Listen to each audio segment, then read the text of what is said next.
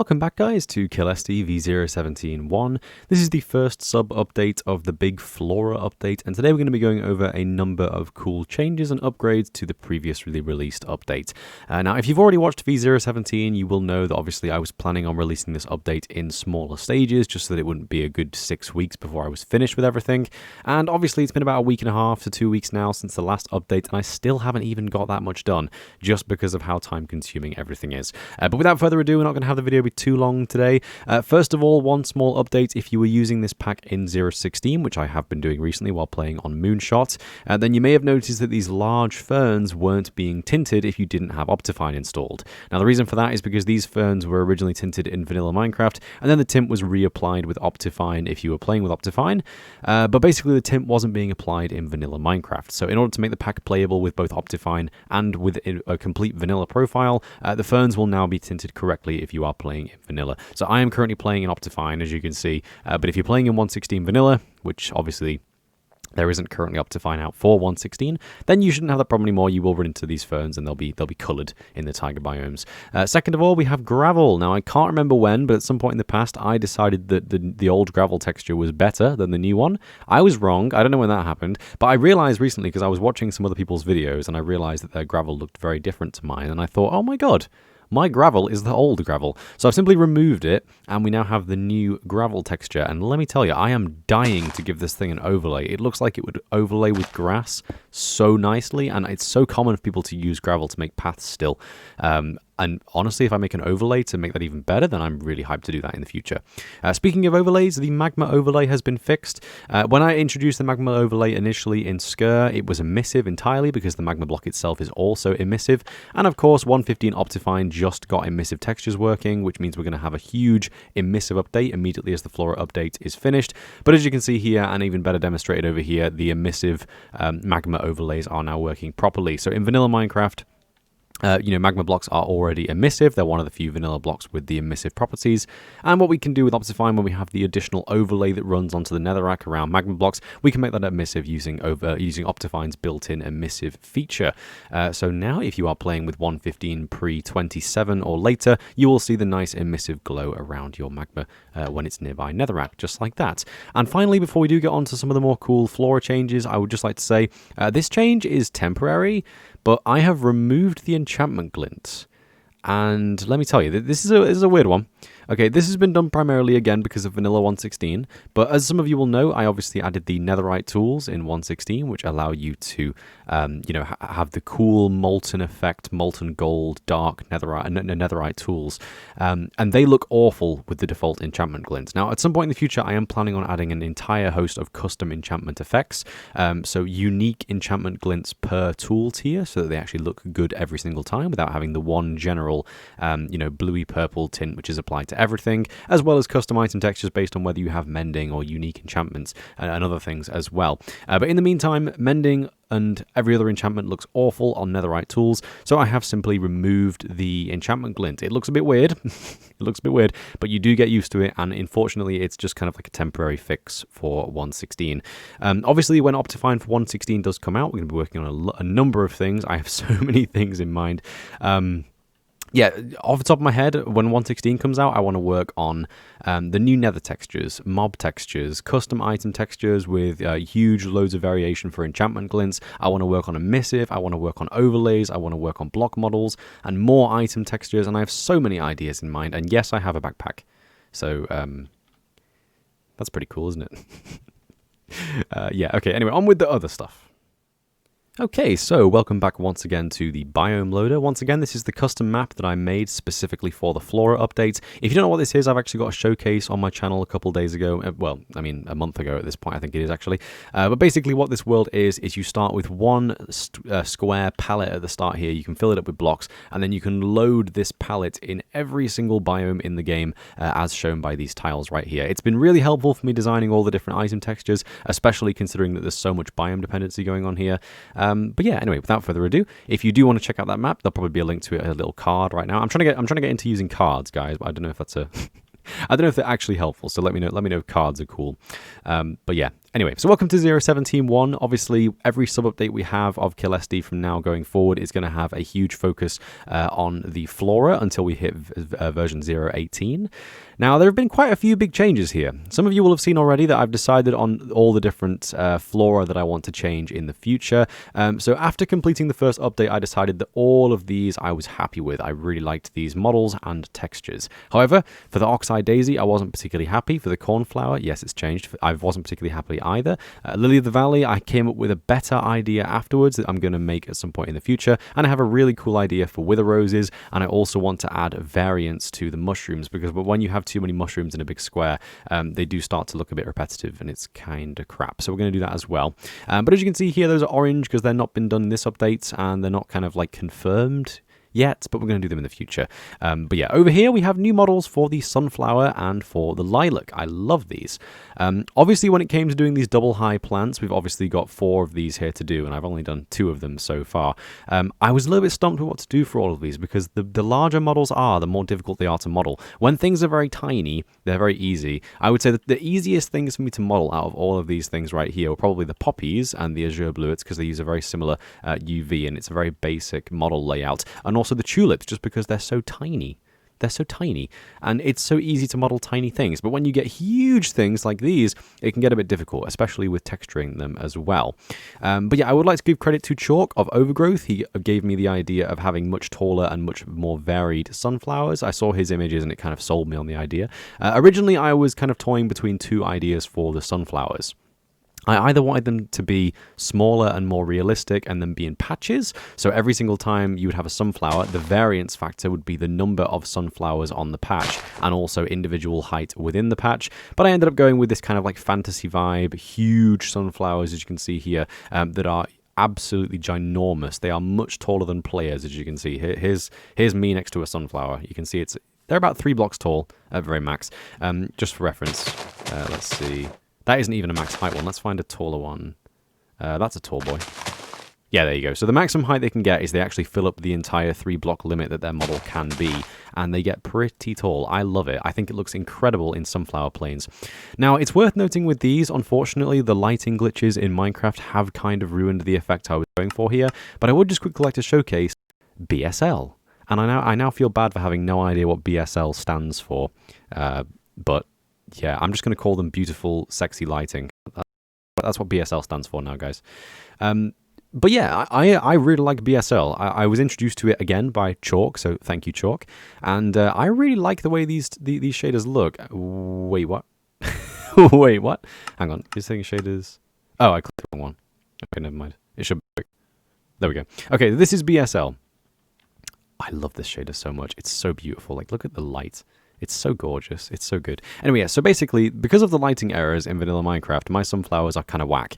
But if you pop on a shader, you can see how they're supposed to look. They have the very bright, very yellow top parts there, and they obviously, if you're using something like BSL, then they sway in this really subtle but really nice manner. I'm not a huge fan of swaying foliage in shader packs, and BSL seems to be really, really subtle by default. Like, you can see it just kind of like, it's obviously there. Okay, well, sometimes it is a bit more... But you can see it, can't you? Like, it's very subtle and it works much better than a lot of things. But yeah, so honestly, I wouldn't usually recommend this, but if you want to get the full effect from these sunflowers, unfortunately, there's not much I can really do about the lighting errors unless Mojang literally just fixed the bug that has existed for the longest time ever. But yeah, use a shader because it's hot. You know, get BSL if you can run it. It's absolutely gorgeous. Moving on from that, we have a new model and texture for the lilac plant. I kind of had an idea for this one while I was out and about the other day. I was going about and I saw like flowering plants that looked a little bit like lilac while I was out, and I thought, I can get a cool idea for that. And that's usually how I get a lot of my ideas, to be completely honest. Like, a lot of the inspiration I get for like shapes and styles and variety is mostly from just seeing things and thinking it looks nice, and then just kind of recreating it in a way that works for me and, you know, in this style. One thing I really like about this pack is that when I first started out making these flowers, each of the flowers on their own seemed ridiculously out of place. But now that I'm starting to complete more and more of these models, they just look better and better and better. Every time we just get a new model, it looks better every single time. Like, if you think about these over here, okay, just remove the Oxeye Daisy and the Lily of the Valley, and they all fit a theme. You know, they all follow a design style, and Lilac fits that design style more perfectly than like any plant we've made so far. Each part of the flowering sections here that you can see is supposed to be obviously a branch with a number of flowers coming off it that form a sort of like cone around the end of the branch. That's how a lilac usually looks in real life. Obviously hard to mimic with this. I originally tried an idea where I had a 3x3 section at the bottom and it tapered off into a 2x2 section at the top, but it didn't look very good, and honestly this just looks better, like especially from a distance as well. You can see that the pink just sort of blends into the green when you have large patches of them, and I think it looks really, really nice. I'm really happy with the way that Lilac looks. And finally, we have Cornflowers. Now, Cornflowers have been completely changed. I literally did this 20 minutes ago. I'm really happy with it. I was thinking to myself when I was looking at these flowers, right? I was looking at them all. And originally, just before I posted this update, these were all orange because like these things are all subject to change. And then I kind of had the realization like I could make any flower I want. Initially, I kind of looked at the tulips and I thought there's no reason for these all to be tulips. I could make these into, a completely different flower, and I could make these into a completely different flower. As long as the dye color matched up and it made sense in terms of crafting recipes, it could be done. I could change any of these flowers to be anything I want.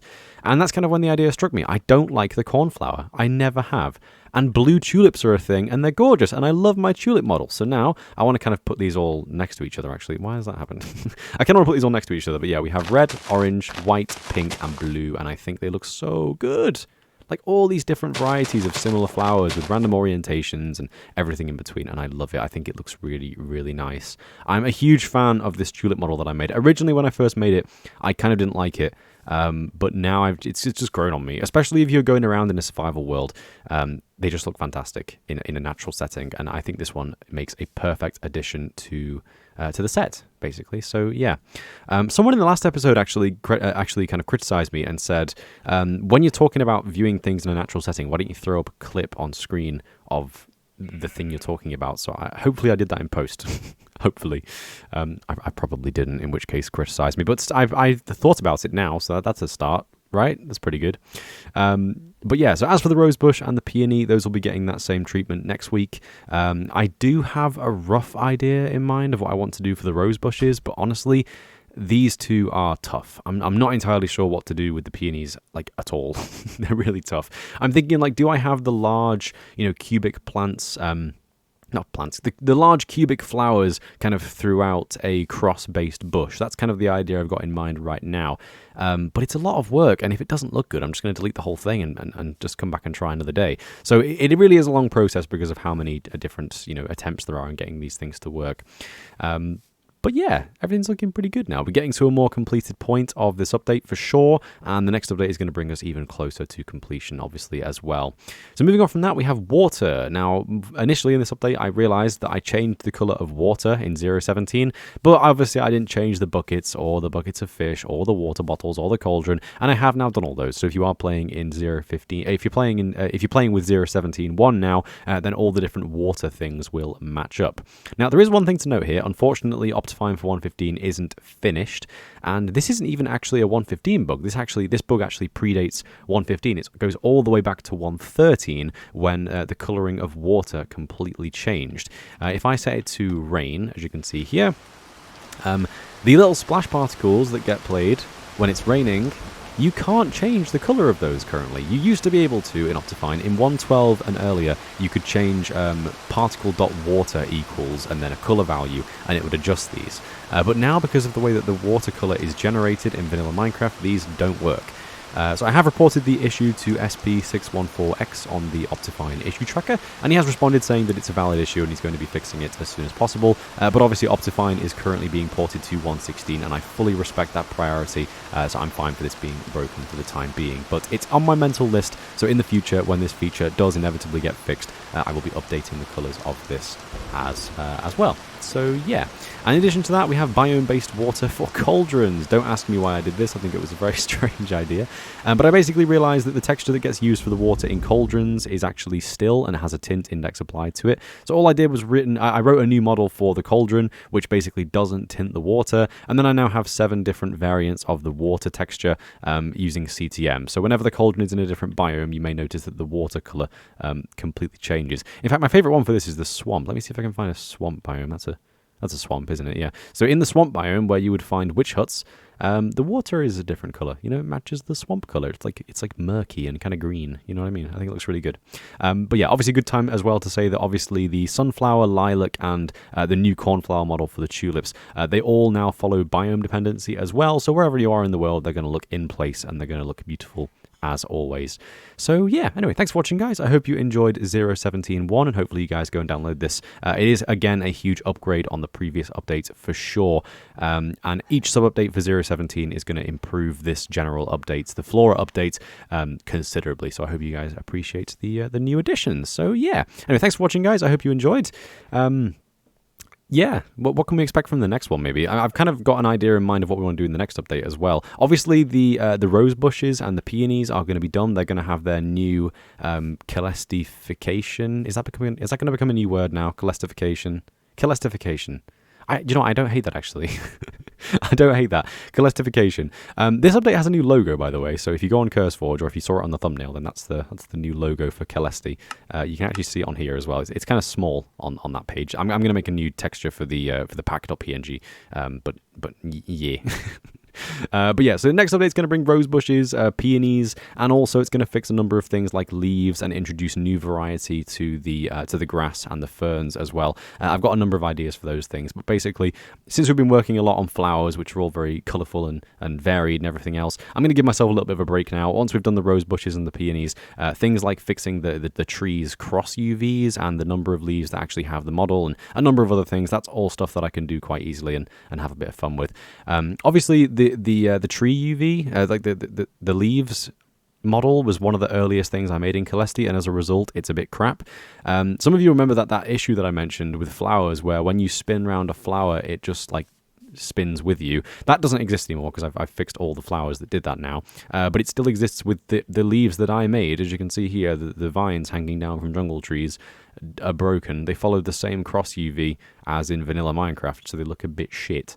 So I'm going to be fixing all of that stuff in the next update for sure. And we're going to have new leaf models for all 6 different types of trees. And I'm also going to repaint the saplings based on what their biome, look is. So like when you have like what's a good example? A blue pine tree. When you have a blue pine tree in like a cold biome, the sapling will be blue and with grey wood in between to kind of match how pine trees look in cold biomes. Things like that. So we're going to be doing a lot of saplings next time. But yeah, anyway, do give me some feedback. Hopefully you guys enjoy. If any of you know how to fix the weird lighting shit with the sunflowers, please do let me know. Ambient occlusion is already set to false. So I've already done that, but this is something that I don't think I can fix, unfortunately. So we'll just have to lump it. But yeah, anyway, for the third and final time, thanks for watching, guys. I hope you enjoyed. Please remember to leave a comment with any feedback you have. I always love to read through them, unless they're literally just the word hi. That doesn't mean anything to me. And yeah, download the pack. See you in the next one. Take care. Bye-bye.